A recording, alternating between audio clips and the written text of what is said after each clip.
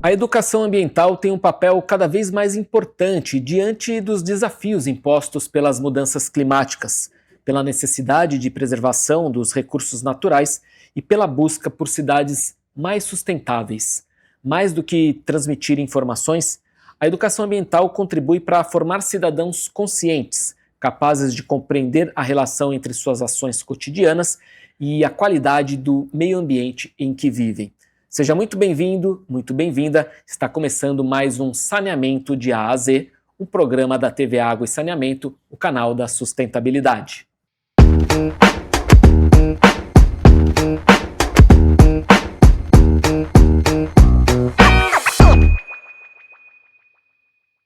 Muito bem, e para falar sobre a importância da educação ambiental e das iniciativas que estão sendo desenvolvidas pelo governo do estado de São Paulo, nós recebemos aqui em nosso estúdio a diretora de Educação Ambiental da Secretaria de Meio Ambiente, Infraestrutura e Logística, Lara Chacon. Seja muito bem-vinda, Lara. Obrigada.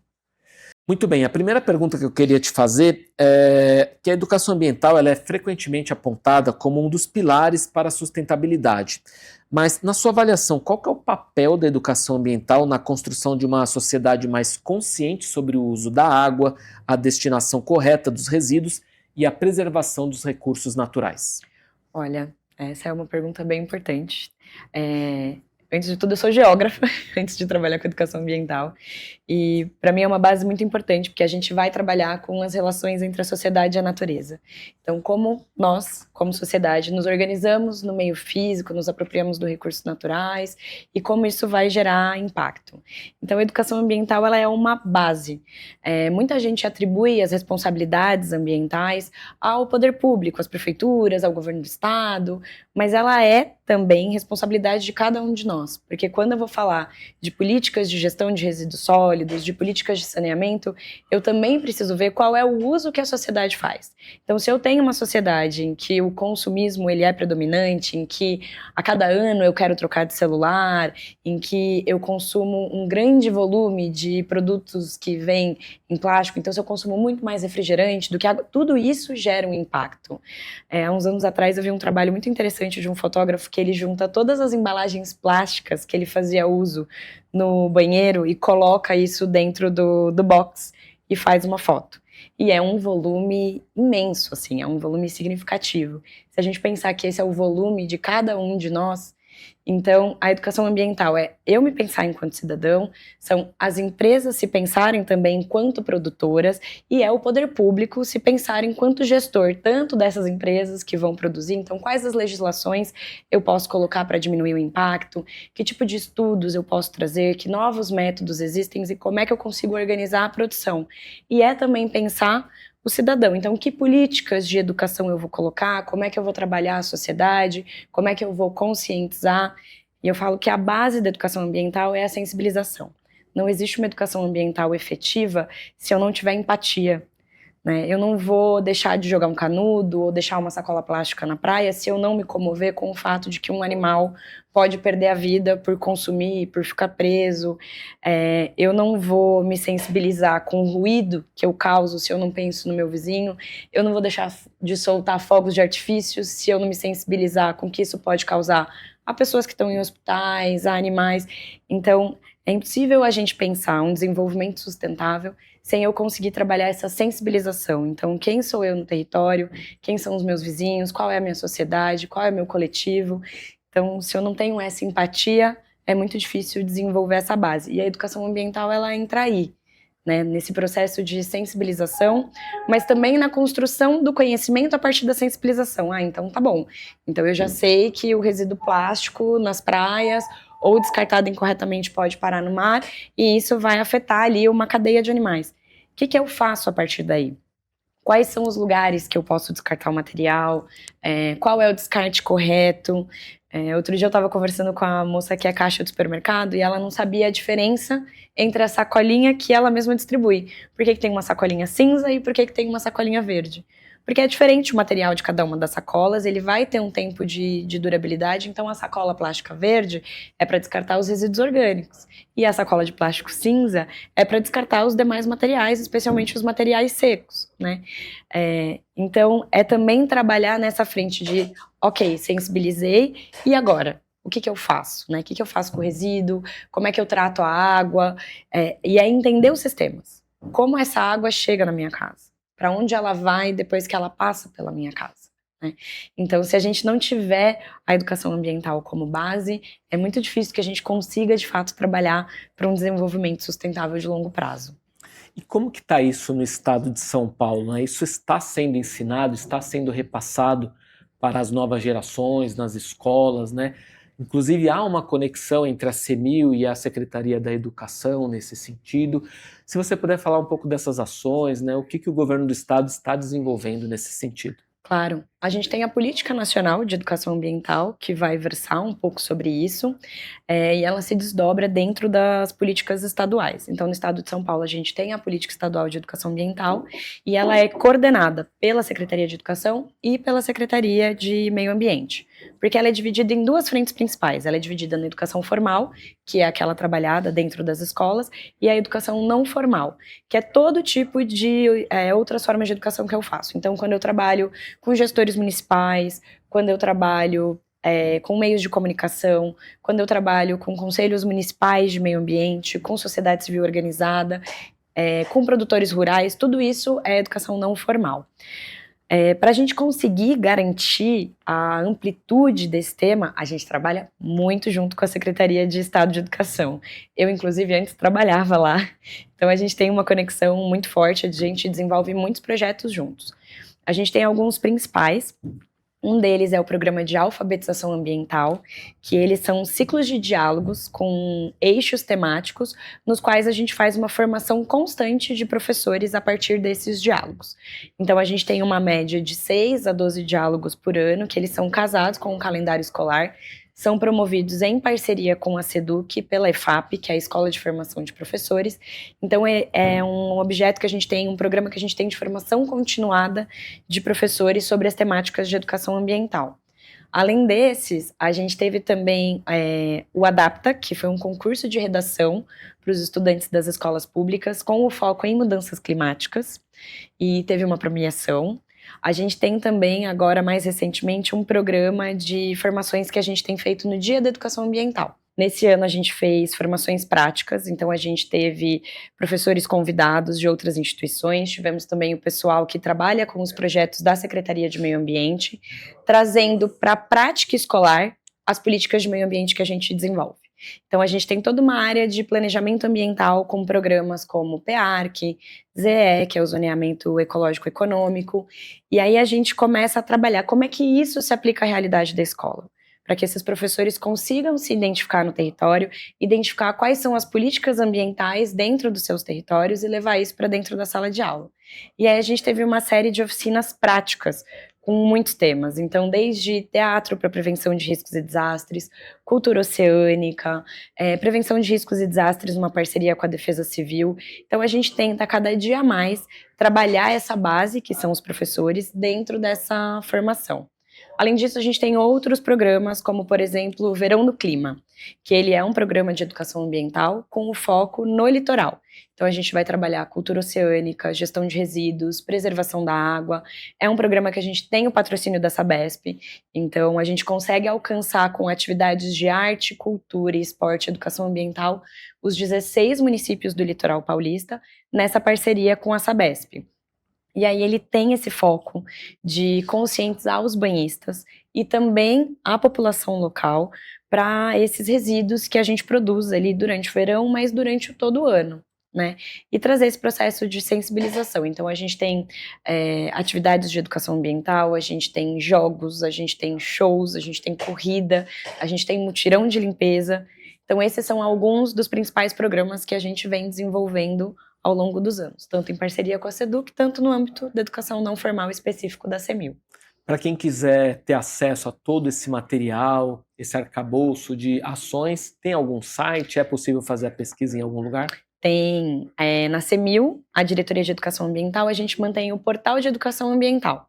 que é um site que a gente tem com todo o conteúdo dos materiais que a gente produz. E aí a gente tem algumas seções principais que a gente trabalha. Então a gente tem o calendário ambiental, que traz as principais datas do meio ambiente. A gente tem o dicionário ambiental, no qual a gente trabalha verbetes, termos técnicos que muitas vezes estão em alta. Então, por exemplo, eutrofização, com os processos que a gente teve agora do Tietê, do aumento da contaminação, macrófitas, assoreamento. Então a gente pega esses termos técnicos e traduz eles de uma forma pedagógica, explica o que é e qual é o efeito disso, desse termo, no dia a dia da população. A gente tem também o Participe, que é um bate-papo online sobre temas ambientais. A gente tem uma seção que chama Ei Professores, no qual ficam alocados todos os materiais que a gente desenvolve com o foco de utilização nas escolas. Então a gente tem infográficos, a gente tem vídeos, a gente tem planos pedagógicos, propostas pedagógicas para que os professores desenvolvam isso em sala de aula, e a gente tem também alguns ciclos de formações síncronas e assíncronas que a gente distribui pelo portal de educação ambiental. E a gente tem também uma plataforma de monitoramento da educação ambiental no estado de São Paulo, que é o Onde Tem EA. Então a gente tem um mapa e a cada ano a gente vai subindo mais camadas para qualificar e identificar no território onde estão os locais que desenvolvem educação ambiental, onde estão os projetos de educação ambiental. Recentemente a gente conseguiu subir uma camada de todos os recursos FEHIDRO aprovados por bacia e os respectivos projetos de educação ambiental que vão ser desenvolvidos dentro daquela bacia. E como que a educação ambiental pode aproximar os cidadãos do saneamento? Aí puxando a sardinha aqui para o nosso tema.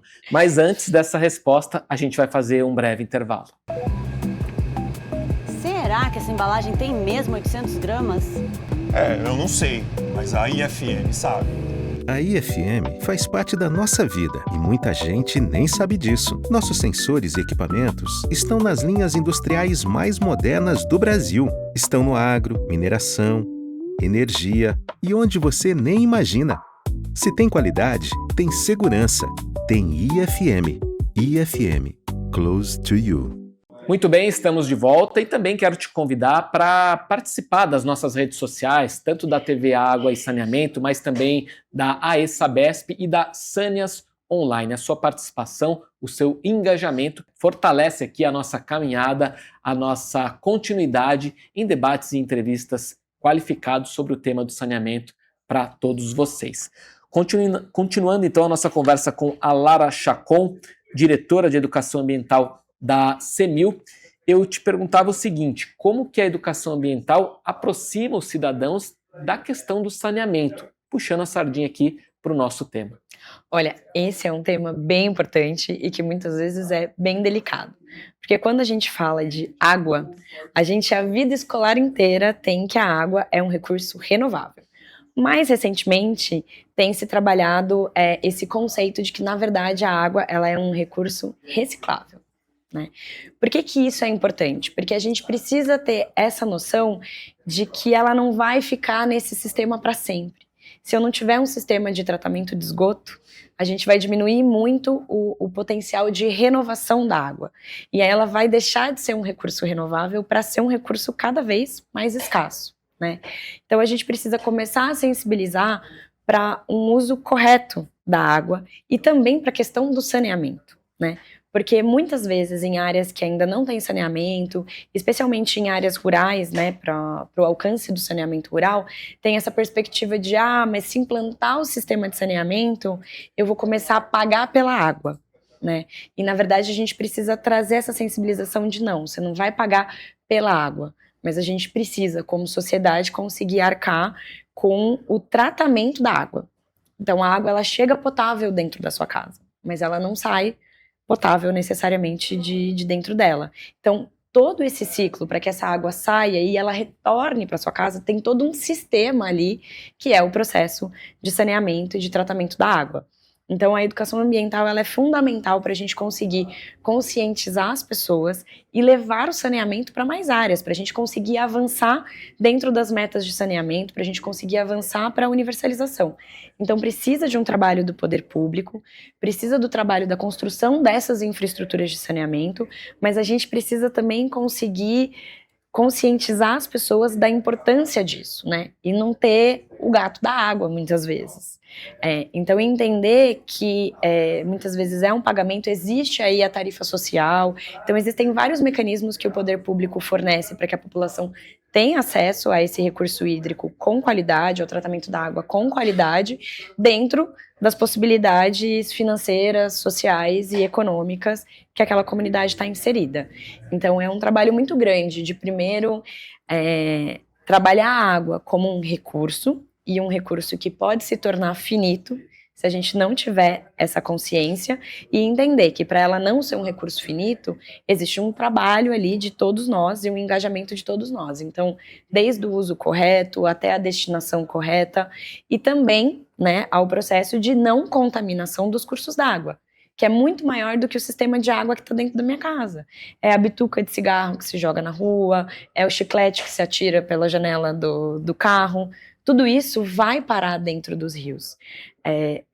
E aí, o saneamento ele vai ser trabalhado na educação ambiental de duas formas, porque quando a gente pensa, muitas vezes, o saneamento e os recursos hídricos no ambiente urbano, a gente tem uma característica que muitas vezes a gente não vê esses rios, né?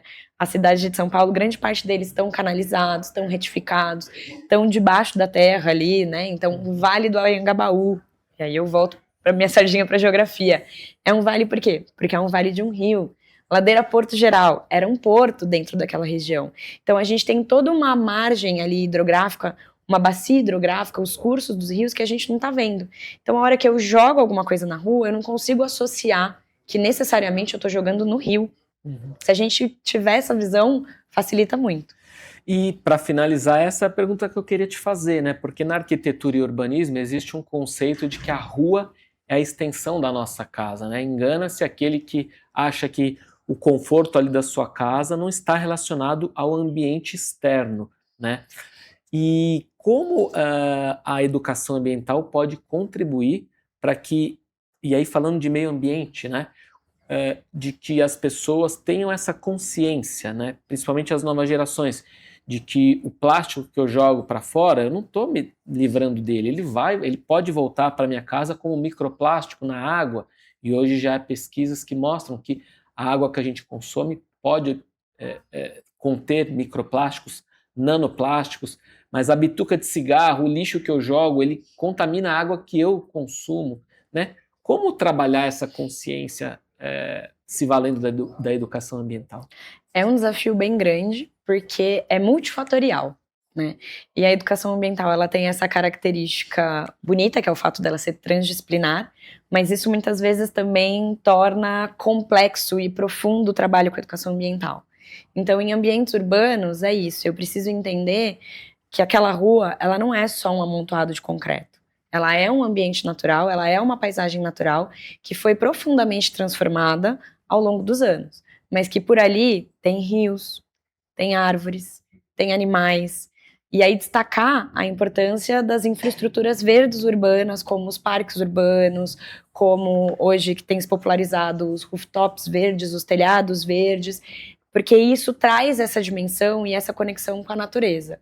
Então tem muita gente que muitas vezes não vai se ver descartando lixo dentro de um rio, mas ela descarta na rua, porque tem essa dimensão de que a rua não é natureza, mas ela é, e ela vai chegar, né? Ela é uma natureza transformada e ela vai chegar. Então todo esse descarte vai para um lugar. E é conseguir pensar isso, né? A cadeia, o sistema. Muitas vezes a gente esquece que a gente está dentro de um sistema que é cíclico. Então é trabalhar o ciclo da água, é trabalhar o ciclo das plantas, né? Então quanto tempo leva para uma árvore crescer? Quanto tempo leva para você cortar? Mas quanto tempo leva para ela crescer? Qual é o potencial de reciclagem de carbono que cada árvore faz? E quanto é o carbono que você usa dia a dia para se locomover dentro de uma cidade? Então é a gente conseguir sair um pouco dessa lógica urbana e trazer de volta a lógica da natureza, da ecologia, para a gente conseguir trabalhar para um desenvolvimento sustentável de fato. E existe um outro fator também, que é a sensibilização com o próximo. Então, muitas vezes as pessoas trabalham a partir do dia a dia delas. Então, a garrafinha que jogou na rua não impactou necessariamente o meu dia que moro num apartamento no centro de São Paulo, mas ela impacta a vida da comunidade que vive no Jardim Pantanal a cada enchente do rio Tietê e transbordamento do rio.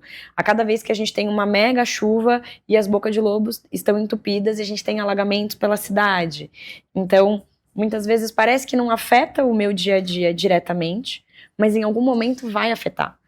Enquanto a gente não consegue conectar toda essa estrutura, tanto da educação ambiental, quanto dos componentes curriculares mesmo que a gente tem na escola, com o dia a dia, com o que acontece cada dia, da hora que eu acordo, da hora que eu vou dormir, fica muito difícil a gente trazer essa consciência total.